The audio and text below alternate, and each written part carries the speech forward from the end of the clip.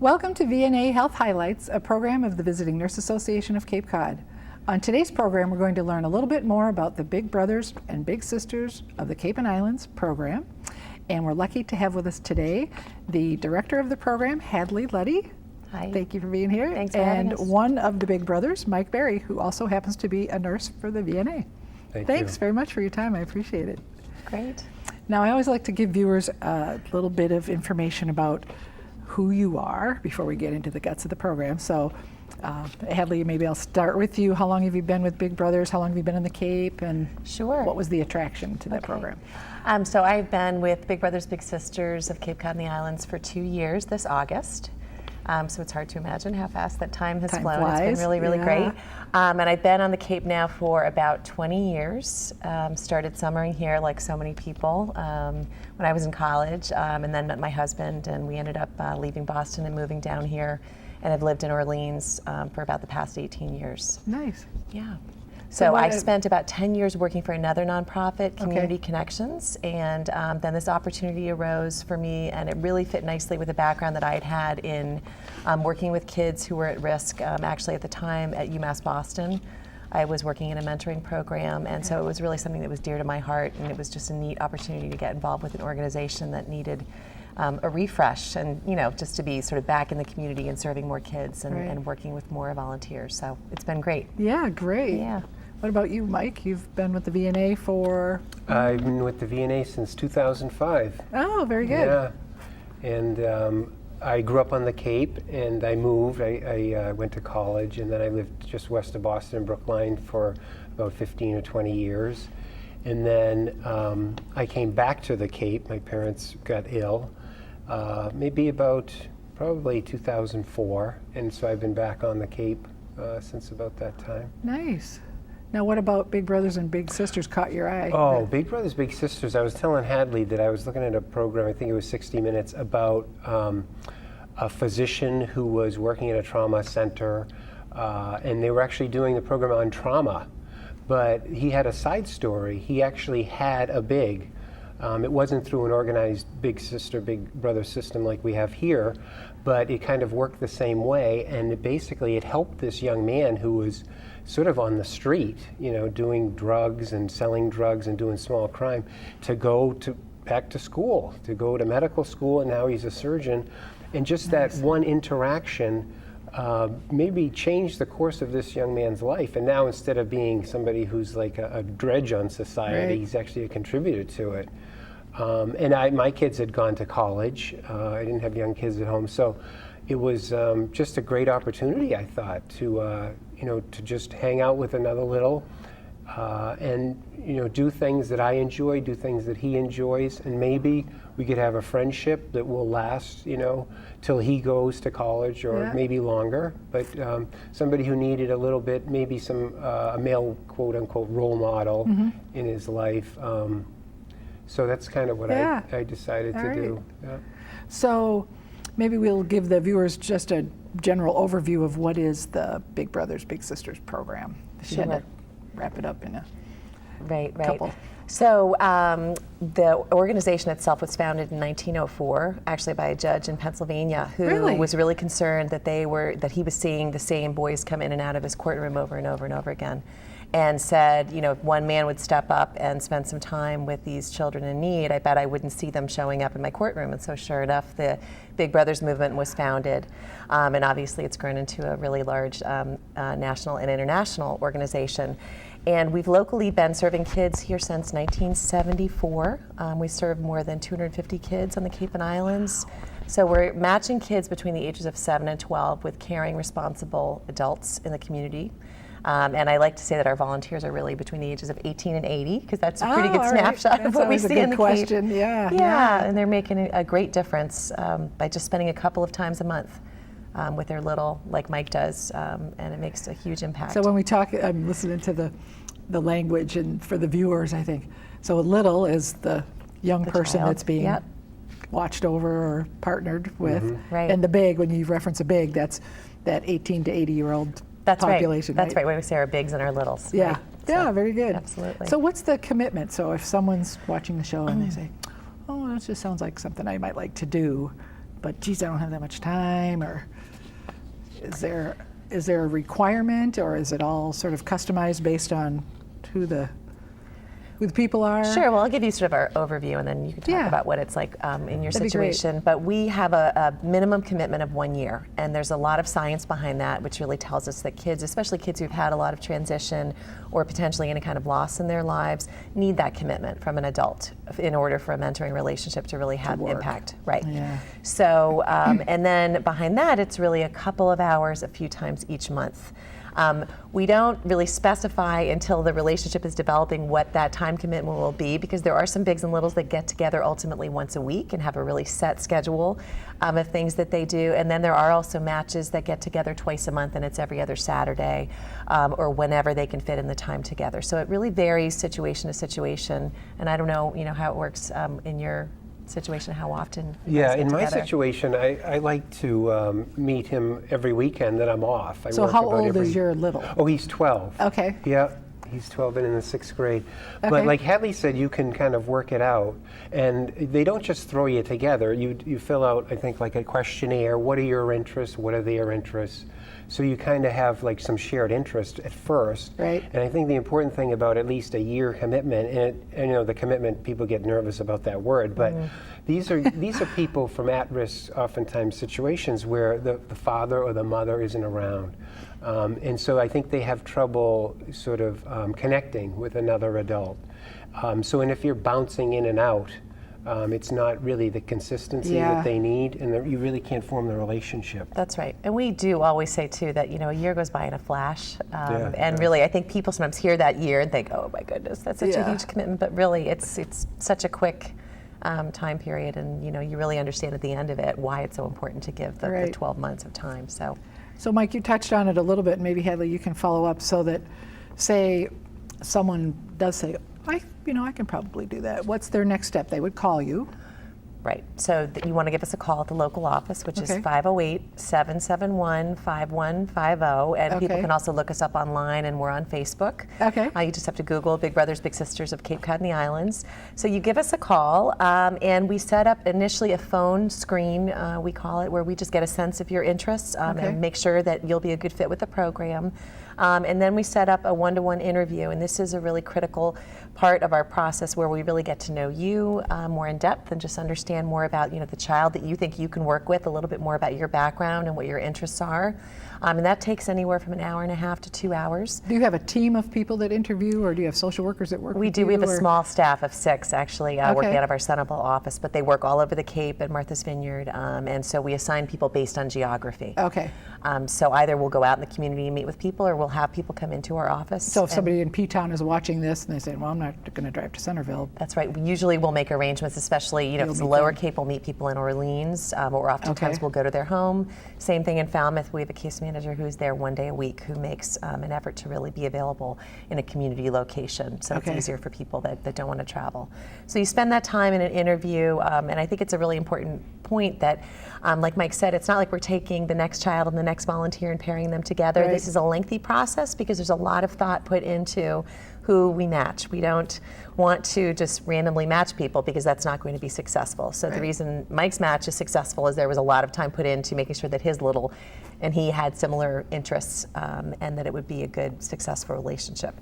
So we're doing that work with the potential volunteer, and then the same work really with the family as well. We're out in the home talking to mom or dad, getting information from the child themselves about their interests and the kind of volunteer they think they'd want to work with, and getting all of this information and data, and then trying to come up with the perfect match. So how long does that take, that whole little process that you just talked about? So it can take as long as 6 months. Really? Generally not as long. I would say it's closer to more like 2 to 3 months is more but like the still, average window. And I don't know what it was like for you. Yeah, I think it was about 2 months. Okay. Yeah. Right. Before you actually met your little.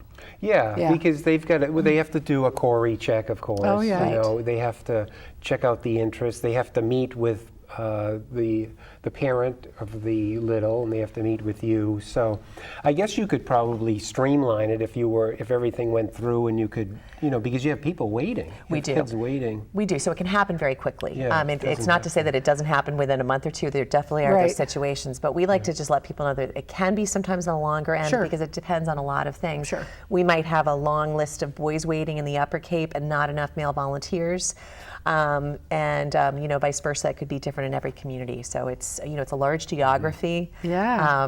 And we're always sort of waiting to see who gets paired up next. Right. Yeah. So do you then find, say you have a big come in and say, oh, I already know the perfect child that's on the list that would fit this person, or do you know everybody that well, kind of, or? Well, so generally, we're not having people come in that know of people that are interested in being a volunteer or waiting already as a child. I mean, usually someone's coming in, like, Mike went through the process and didn't know or hadn't identified who he would want to work with. It's really then our case managers taking a look at their caseloads of the waiting volunteers and the waiting children, and then pairing them up accordingly. All right. Yeah.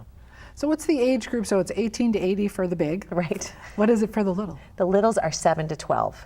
Oh, okay. So we don't enroll children until they're 7 years old. Again, that's really intentional because developmentally, kids do much better in community-based volunteer relationships with adults once they're over the age of 7. Okay. And then the cutoff at 12, that can be slightly flexible depending upon the child's situation, but we really want to be sure that a child wants to have a big brother or big sister. And that's not often the case when you get into older teenagers. Not always the case, but there certainly are a lot of kids who at that point are looking more for peer relationships. They're not looking for another adult relationship. So we're trying to really capture it based upon data and outcomes and knowing that that 7 to 12 window is the best time to start that relationship. But that being said, it's important to note that on the Cape, our matches last upwards of 3 years.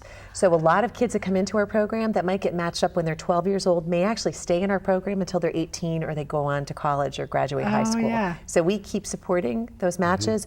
Lots and lots of kids stay with us. And Really? actually, I mean, we've got littles in their 20s and 30s that are still involved with their bigs. We're not supervising anything anymore Right. at that point. But they developed that kind of relationship that they're absolutely. going to stay It goes in on for touch. a long time, and we never disconnect until that person's a legal adult or has finished high school. So Right.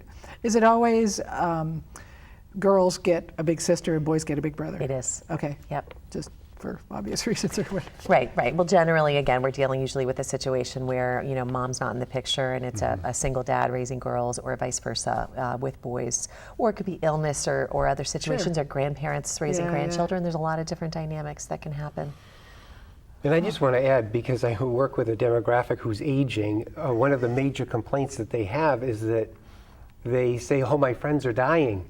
So if somebody is, retirement age, 50, 60, 70, and they're in pretty good shape and they're willing to participate, this is a great opportunity Right. to have a little who's going to get older, but you're probably going to they're going to outlive you. So this is another opportunity to meet another young person, and young people keep you young. They look at things differently Right. than even I do.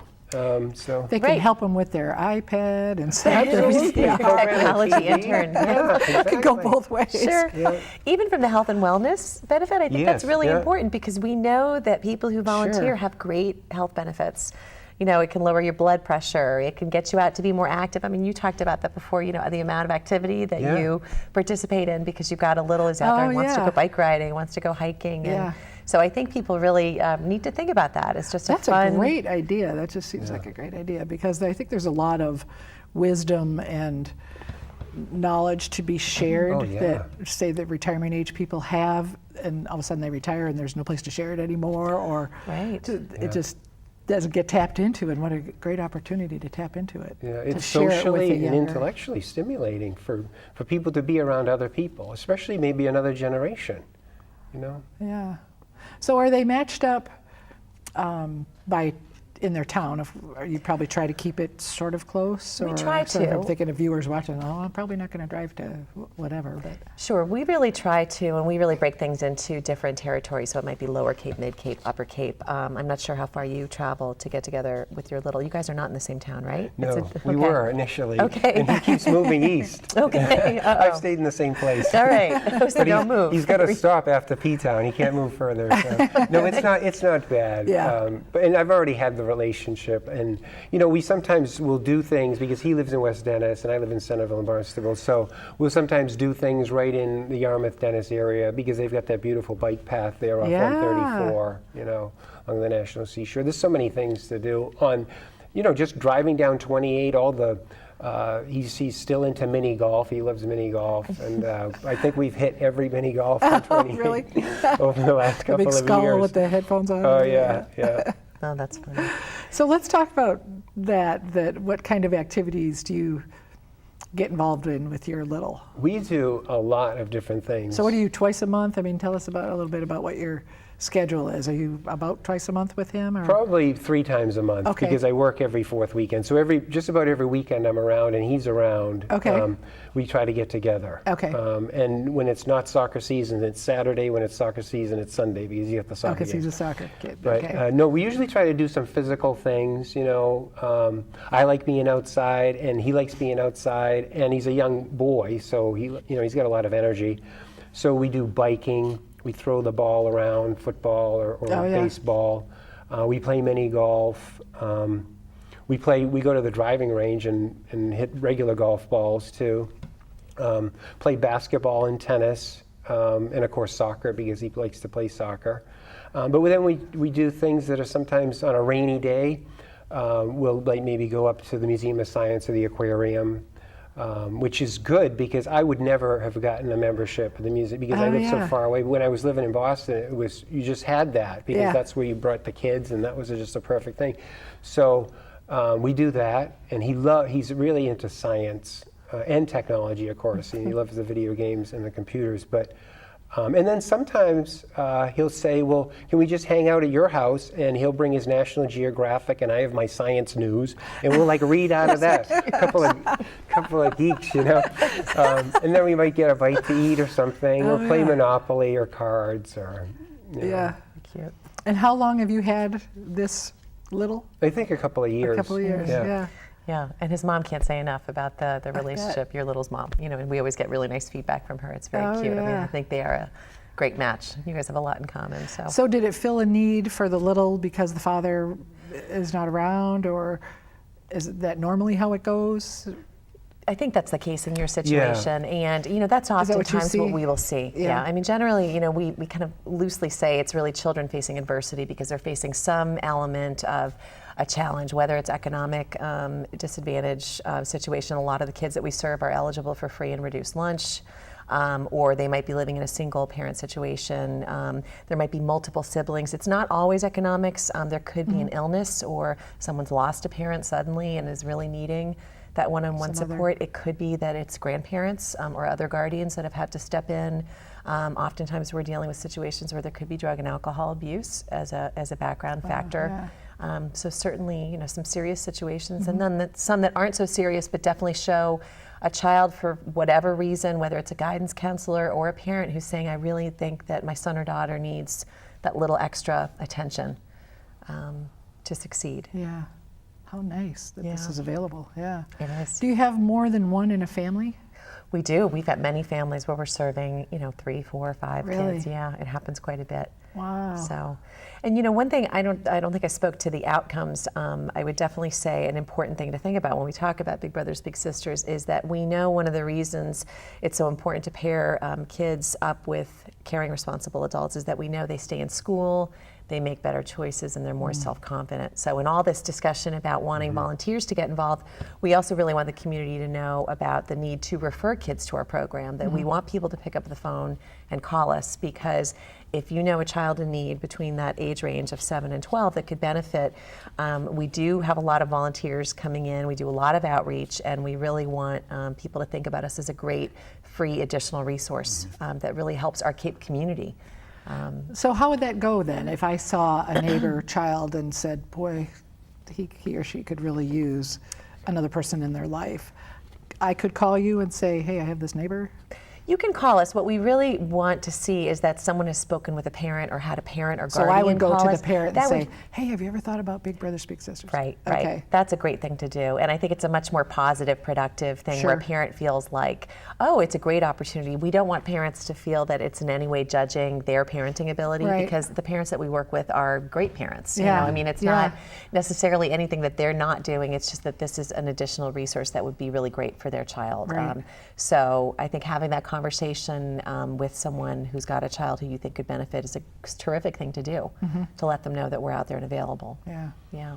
So Mike, then when you started, and Hadley, you could probably answer this too, because of the big outdoor factor, the fitness match, was that part of the match? That you knew Mike and said, oh, he loves all outdoor activities and, enjoys sports and blah, blah, blah. And then you look at your list of littles and say, oh, this guy is not a computer kid, he's a be outside kid, Right. they'd be a good pair. So that's so a it's really criteria important- like that. Absolutely. Oh, I think, That comes into the matching. I think it's so cute when you're mentioning your science interests, Yeah. right? So you were really clear about that, and I'm sure your little was as well. And that's exactly the kind of common theme that we're looking for with people. And so if someone's not a sports fan and we've got a kiddo who's Yeah. a big sports fan, probably not going to be a good okay. fit. Yeah. Right. So it's those kind of questions on Right. both sides that Right. you look into for each. Sure, and we each might side even of it. look, from health and wellness perspectives. We might have a big come in and say, I really would like to be more active, and we might have a little who is maybe dealing with a health issue or needs to lose a little bit of weight and is also coming in and saying, yeah. I need to be more active. My family's not able to, get me out into those kinds of activities. It'd be great to be paired with someone. And so again, that's almost like a win-win situation I would think where, ideal, huh? yeah, it becomes a lot of fun for both parties involved. Yeah. Yeah. And is there a cost? No cost? No cost. No, and actually I think it's important to say, because I think every match is really different in this way, and I know you do a lot of things, like you all go up to the aquarium and the Museum of Science, and I know there's a cost associated with that. So it's not to say that our bigs don't spend money on their littles or take them to do things like go to the movies and different activities, but we want to be really clear as an organization that that's not our intention. We really want volunteers to come forward and get involved in activities with kids that are in the community that are free or affordable. We do a lot as an organization to offer tickets to events. We have great partnerships with different local organizations and try to have activities. We send out a monthly calendar to all of our bigs where we specify community events that are happening that are free. Because we don't want this to be a burden to people. We don't want them to think, geez, this is going to cost me $100 a month. So you stay connected to the bigs and the littles during the whole time period. Right. So do you report back once a month, or how does that Well, this hand is in your really, hours, or how really does- important. Yeah. So the key component of our program that keeps our matches together is what's called match support.